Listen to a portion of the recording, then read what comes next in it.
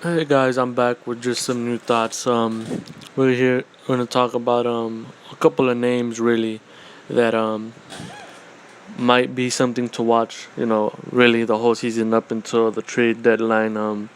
Two names that are gonna be you know gonna be watched to see what happens, to see how they are during the whole season. And that's Carmelo Anthony from the Knicks and DeMarcus Cousins from the Kings. I'm gonna start with Carmelo first.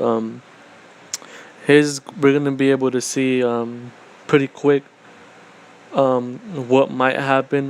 There's a lot of talk surrounding his name that he should ask for a trade or that the Knicks should just go on and trade him and get whatever they can from him.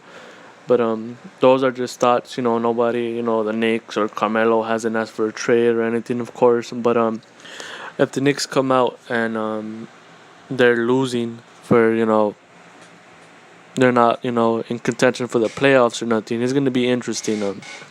Obviously, Carmelo has spoken out in the past about Phil and how he feels about him, and how he said that he was going to bring in, guys to help him, and they were going to be in the playoffs and this and that. And really, much of nothing has happened. He's actually just gave away all the very little talent that they did have. And, it's very easy to see why Carmelo's upset, but we have to see what he comes with. Obviously coming off surgery from his injury that he had this past season. We have to see how he comes back to see if he's still able to play at an elite level. But like I said, if they're losing, it's gonna be interesting because if they're losing, they really have no use for a guy like Carmelo. Like I said, when he's healthy, you know, really a superstar in the league, an elite scorer, um, that surely could help any other team in the league. But it'll just be interesting to see if Carmelo actually does ask for a trade, or if the Knicks just go on and move him. That'll be interesting to see if Carmelo's happy. If they're winning, I don't think there'll be a problem. If they're in the playoff, if they're in the fight for a home court advantage in the playoffs or whatever, I don't think there'll be a problem, because that'll mean that everything's going good, and they'll really have they brought in some good pieces. But it's hard to say. It's hard to say. That last year, a couple years before that, they looked pretty good. And they missed the playoffs also. So we'll have to see what happens. But if they're losing, it'll be something to watch. All the way to the trade deadline to see what happens with him. Of course, he has a no trade clause, but still, it'll be interesting. It'll be interesting to see what happens there. Now on with the second name here, DeMarcus Cousins. I'm pretty sure you guys have heard about all the drama going on in Sacramento. Obviously between their head coach and DeMarcus. It's a tough spot, for DeMarcus to be in. You're the franchise guy there, and the owner and the coach, and well, pretty much just the owner tells you, hey, we're gonna bring in this head coach. He's gonna help, you know lead us, into the playoffs or whatever their goal was. He's gonna help you as a player, whatever, and then the second he's there, you're hearing that he's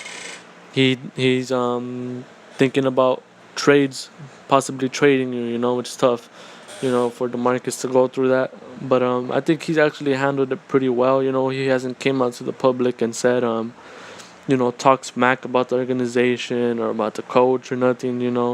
He did post a tweet, but that's much of nothing. He didn't say oh, f the coach or whatever. So it'll definitely be interesting there. Obviously they brought in Bellinelli and Costa Kufis and Rajon Rondo. It was interesting. They brought in Rajon Rondo to the mix with all the drama that they had. It'll be interesting to see the type of chemistry that they have.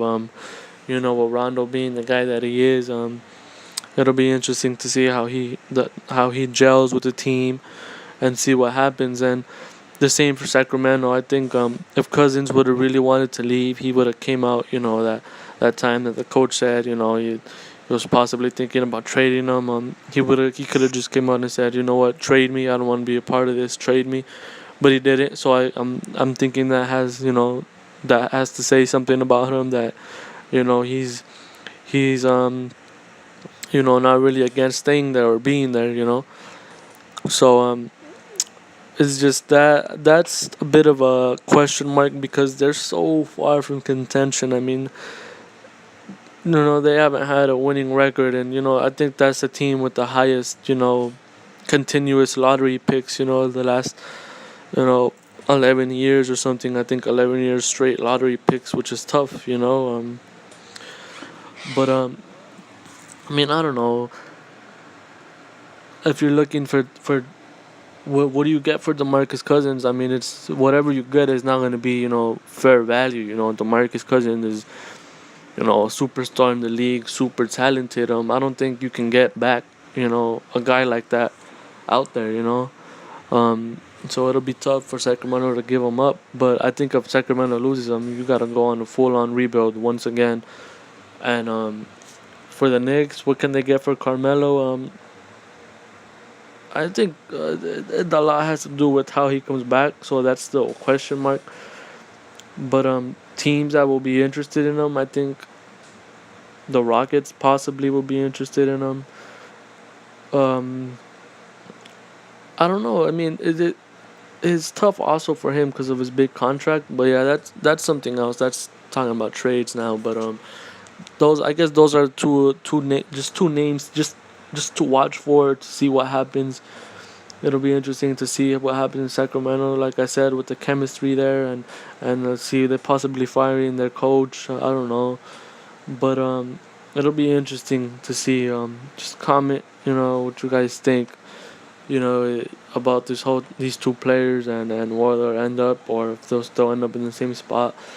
But I know I haven't made videos in a while, guys, but just I'll try to make more, I guess. But thanks for listening, thanks for watching, guys. God bless you guys, and thanks for watching.